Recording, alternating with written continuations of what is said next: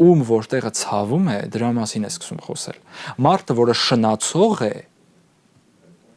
մարդը, որը չունի պսակադրություն, զուգընկերուհու հետ կարող է հազար մի բան իրեն թույլ տալ,